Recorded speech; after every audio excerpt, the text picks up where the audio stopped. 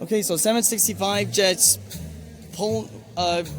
She came up from all the way down there, and now she's gonna do a run by. And guys, I'm excited for this. So get ready. And this is actually the first time that my mom actually got to see this old Berkshire in person. 16 feet tall she is. 16 feet tall. And now she's all the way down there.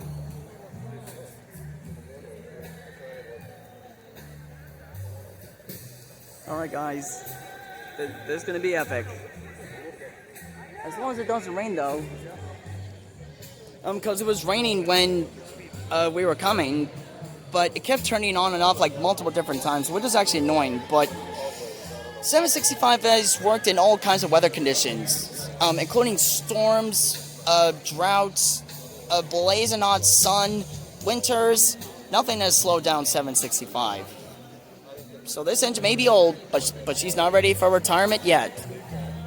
And I don't know if y'all can see her, but she's all the way down there, getting ready for her photo run by.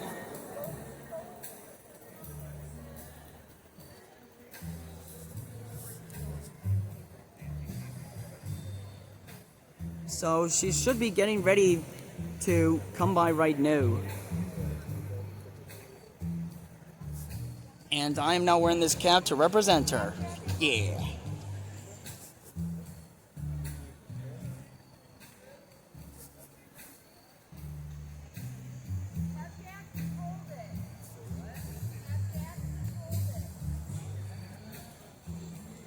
Oh man, 765.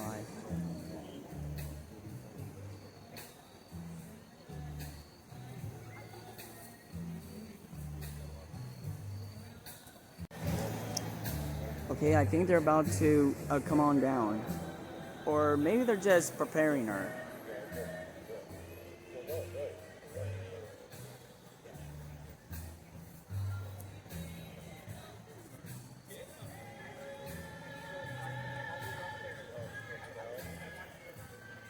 So, I don't think y'all can see it, but there she is, all the way down there. You show me how to do this? That's for a video right here. I'm not very good at this. Well, guess what? So am I. You're not very good. Cam. Video cam, is that? Mine's now at... I'm actually recording multiple videos for a full, like 20 or 30 minute video for my YouTube channel. Oh. And this is my second time seeing 765. She's now 75 years old. Yeah, it's amazing. And how old are you? 68. So she's older than you. Older than me, yeah. And she was built right here in Ohio at Lima all those years ago. They really built them good in those days. And man, she has never looked better. All shiny. And brand spanking new, and she's gorgeous. And have you been on her before? Yep. Yeah. I went on her last year. It's a nice trip.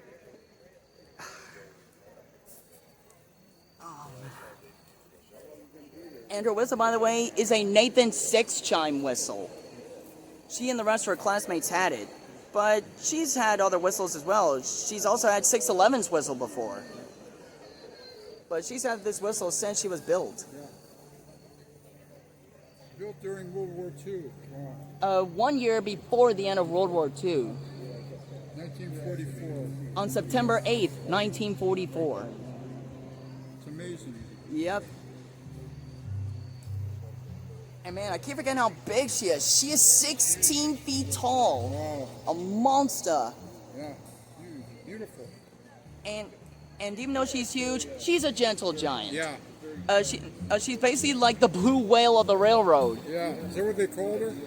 The blue whale? No, she was a speeding powerhouse on wheels back in her day. She pulled both passengers and freight. And the green cars that you just saw, those are the passenger cars that she actually used to pull back in her day. The green ones. The green. Yep. It took a lot of soldiers to the army, didn't it? The Berkshires didn't really do that well because the Challengers and the big boys of the Union Pacific did those no problem. But the Berkshires, they were too weak. And I don't think 765 was ever tested to do that. Built in Lima, Ohio. Yep. That's near Toledo, isn't it? Yeah, that's where the Nickel Plate Road used to run through. Except that the Nickel Plate Road's real name is the New York, Chicago, and St. Louis Railroad, which is the three cities that... The Nickel Plate was headquartered in Cleveland. Really? Yeah, No way. yeah. That's where the headquarters was. And that's why I call 765 my home engine, because she was built here in my home state all those years ago. Oh man, if only that I had a DeLorean to go back in time to see her. 16 kilowatts! Monty, where are we gonna get 16 kilowatts to see a steam engine? And I think she has her Mars lamp. Doesn't she have her Mars lamp? What, the land? Oh, the Mars lamp, it's a lamp that they put on, which is above her main lamp. And she actually had that to catch people's attention, whether the weather was like very foggy or like very snowy. That lamp caught their eye. So basically, if you were just sitting at a crossing and just looking at the newspaper like da da da da da da da, and then you see a light coming through the window, you're like, what's that? Get out of the way quick. Oh, a train's coming. Well, crap, let me back up. This is going to be neat, though, to take a picture of her at night, you know? And I now have this cab of 765 for row number and a t-shirt. I'm all about her. I don't even know why I'm calling it a her. I don't even know why I'm calling it a her, but apparently that's what they call her. They call ships her. Ships. Well, Flying Scotsman is, well, they call her she, even though it's called Flying Scotsman and not Flying Scots Girl, because that wouldn't make sense at all. But Flying Scotsman is way smaller than 765. And 765 makes that engine look like a little toy train. But 765 is not as fast. There's bigger ones in Cheyenne, oh yeah, big boy. Out west. Oh yeah, big boy. The Zephyr. The cars that are behind the green cars, those were the Zephyr cars. The ones from California. Yeah, the cars were kept, but the diesels were scrapped because they did horrible in service. And the main cause of the problems, their weight. Because they were so heavy, well, they did say that they were supposed to be quote-unquote streamlined fast, but turns out they were just big dead weights. What, the Zephyrs? The diesels themselves, but the cars were fine, but the engines did horrible in performance. And 765 here was built around the time when the Zephyr diesels were being experimented, because diesels in the 40s were experiment. Yeah. But the 1950s was when they really started to colonize, basically like a plague, pushing 765 out of service. But 760... Well, the steam engine can pull a lot more than a diesel. They can pull more. Well, Big Boy could pull a freight that's 3 to 5 miles long, but 765 here can only pull 30 to 40 cars at a time. Mm-hmm. Well, except that back in the day, the cars were lighter. Do that. Well, the diesels eventually took over the rails because... Too much maintenance on the steam. A lot of maintenance. Yeah, and overall it's take a long time. And while diesels, they cost less, they're easier to maintain, and they're much less of a hassle. But in my eyes, steam's always better. Yeah. Well, it'd be nice if they could bring it back, you know, bring them back. Well, they are currently restoring her sister, number 757, but she's not going to be running excursions. She's basically going to be built as a static display thing. Where? Out west? In Bellewaet, Ohio, I think. Oh, Bel Air?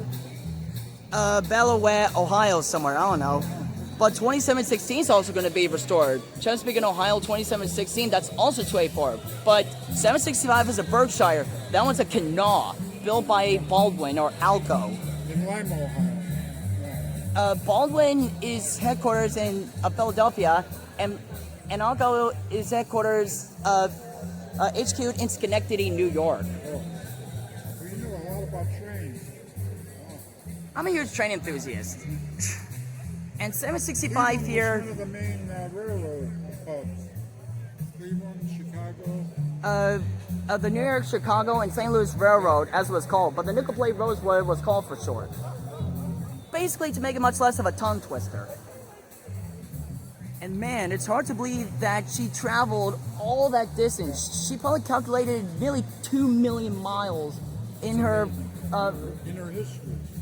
Yeah, except that she worked for only 20 years, from 44 to 63.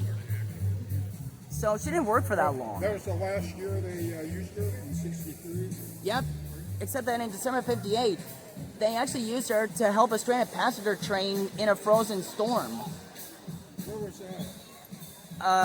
I don't I couldn't find where it was, but it was back in December 58 when she was steamed up one last time to help them. And that's the advantage of steam, because when you're in the cab, you're all nice warm. But in a diesel, and diesel back then didn't have heating systems or air conditioning systems. They didn't have heaters in the cab? Nope. No? They didn't have that technology yet. Now they're heated now. Yep, it's not the 1940s anymore. But that's not stopping her. That was a good time to live, though, back in the 40s. Of which that was around the time when diesels were just starting to come alive as experiments. Although it was actually the British that first invented steam technology and diesel technology. Oh, the British? Yep. Oh, both. Huh? Basically, our neighbors across the pond. Yeah. But how cool would it be if they took 765 over there on a tour? How amazing would that be? Oh, that's amazing. They actually took her over. That was Flying Scotsman that was brought here from 69 to 73. But 765 would have to be loaded onto a ship to get there, because a 747 or an A380 can't carry her, because this thing weighs 404 tons. Wow. So a 740, I have no idea, but she's a big one. But yet in her heyday, she could hit 70 miles an hour. This train? Yeah, back in her days, she used to hit 70 miles an hour. I think they've had her up to about 50. Mainly, well, there were a few. Well, on this line, she mainly does 40 to 45. Yeah. But back on the main line in her heyday, she was a speed demon, 70 miles an hour. I'm excited. I love this part. And I also get to love, well, I also love feeling her power just pounding the ground beneath my feet. Yeah. It basically. I like that whistle, the whistle. Yeah, the Nathan 6 chime. Is that what they call it? Well, that's the model of the whistle, a Nathan 6 chime. And she's actually had 611's Hancock 3 chime whistle before. When 611 was being restored, she actually borrowed 611's a spare tender between 2011 and 2015, which was when 611 was done. So 765 here has been a substitute for quite a lot of railroads here on the East Coast. But I doubt that she'll ever leave the East Coast. They don't need it has an automatic coal tender.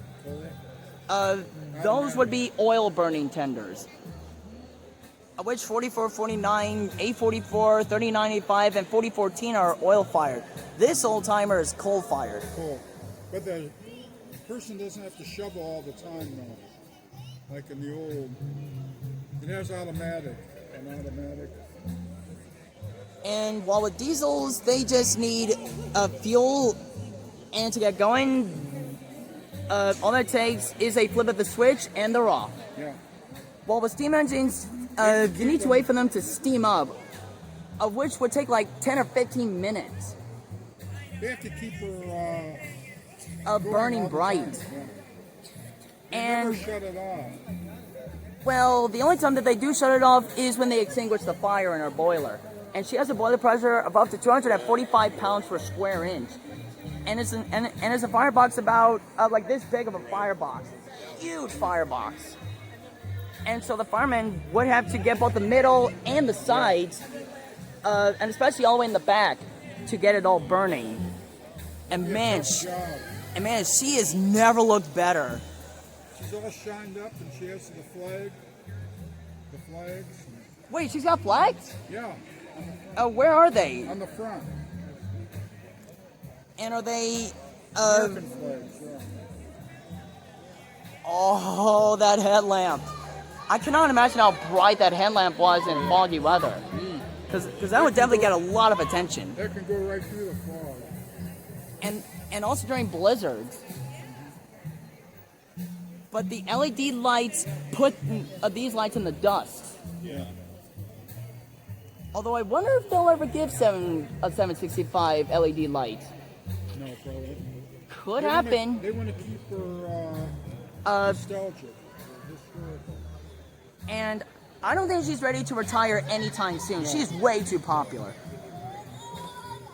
But do you know of what would be amazing? If they could have 765 meet the living legend 844. That would be a once-in-a-lifetime opportunity for the Fort Wayne Railroad Historical Society. Because the 844 has never retired. Never. What?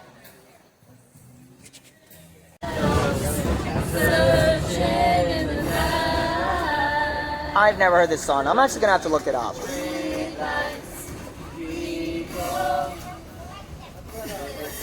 How come you're not singing along? Well, I am, because whenever I sing, I sound like Johnny Cash, so I'm born like Man, it would be amazing if 765 joined in. It would actually be amazing if 765 could blow her whistle to the tune. Basically just going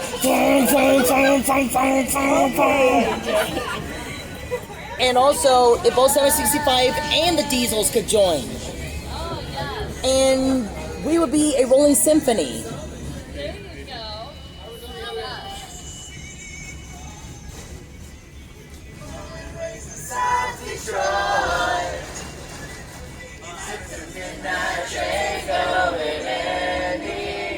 Is this the midnight train? Now we bust out with some Bill Blues.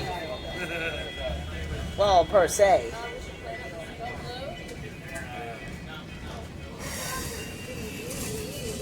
And now my camera can't pick up anything here in the dark.